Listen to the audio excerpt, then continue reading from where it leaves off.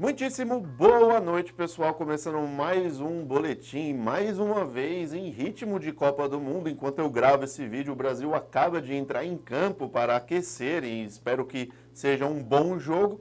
Eu desejo para vocês uma excelente noite e começa agora o seu informativo semanal trazendo para vocês os principais destaques da semana que a gente teve e o que tem de interessante aí para acontecer na semana que a gente acaba de entrar. Nos Estados Unidos, o discurso do presidente do Fed, enfatizando que a alta dos juros será mais amena, trouxe um impulso nas bolsas, né? No entanto, a criação forte de empregos nos Estados Unidos tirou um pouco dessa euforia. As vagas criadas na economia, que foram mais de 263 mil, vieram mais fortes do que o esperado em novembro, com os dados de outubro e setembro sendo revisados para cima. Além disso, a segunda leitura do Produto Interno Bruto, o PIB, mostrou um crescimento acima do esperado, cerca de mais de 2,9% que antes era 2,8%. Nesse cenário, a inflação ao consumidor em outubro veio novamente mais branda, reforçando o discurso do Fed. Na Europa, a inflação na zona do euro de novembro veio abaixo do esperado,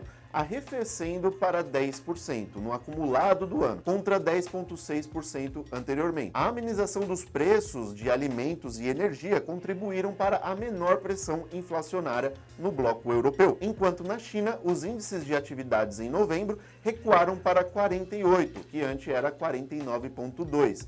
de outubro, mostrando a continuidade da retração da atividade econômica no país.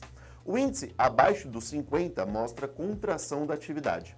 No cenário brasileiro, o Ibovespa encerrou a semana em alta, com as notícias de que a PEC de transição será desidratada, aliviando as preocupações fiscais. O IGPM de novembro recuou 0,56, acima do esperado de menos 0,38, com alimentação e combustíveis puxando para baixo o indicador. A taxa de desemprego tem o sexto mês seguido de queda para 8,7% em novembro.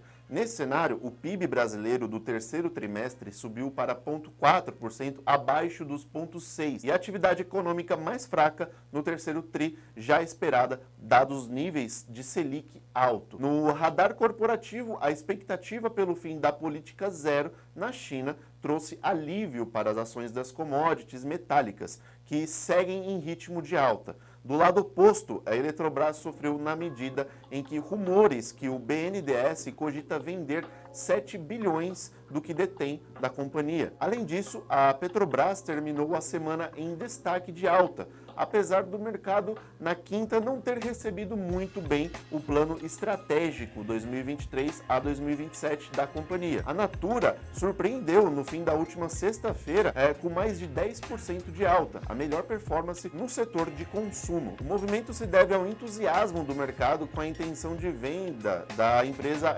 Sopa, anunciada dia 30 do 11. A possível venda poderia gerar um caixa considerável à Natura, tendo em vista que registrou uma receita de quase 603 milhões de reais, aproximadamente 7% da sua receita líquida total, segundo a Bloomberg. Outra ação que se destaca é a Localweb. Na ponta negativa, os frigoríficos, que mesmo com a expectativa de reabertura da China, performaram negativo em meio às preocupações sobre uma possível desaceleração da demanda nos Estados Unidos e o aumento no preço dos grãos que possam apertar as margens do setor. Na principal carteira da XP, a Top 10, foi removido TOTS 3 para a entrada de JBS 3.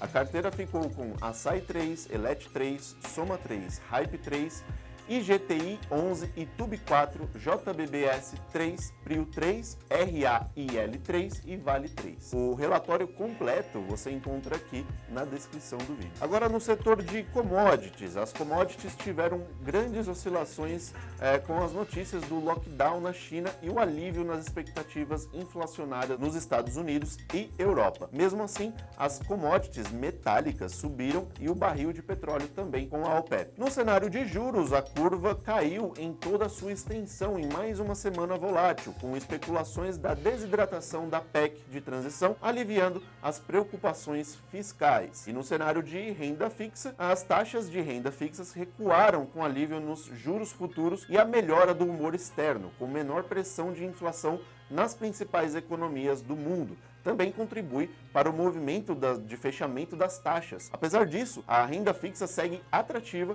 em taxas e principalmente em emissões de crédito privado, chegando perto do IPCA mais 7, isento de imposto de renda e excelentes qualidade de créditos, as AAAs, líderes de mercado e com fundamentos sólidos. E para as perspectivas dessa semana, a semana terá como principal indicador o IPCA de novembro e a reunião do Copom, que acontece no próximo dia 7. O mercado segue atento com o comunicado do Copom a respeito do fiscal e dos dados de IPCA de novembro, se continuará a sua tendência de arrefecimento, além dos rumores de equipe econômica e as negociações da PEC de transição. Esse foi o nosso boletim semanal. Até a semana que vem.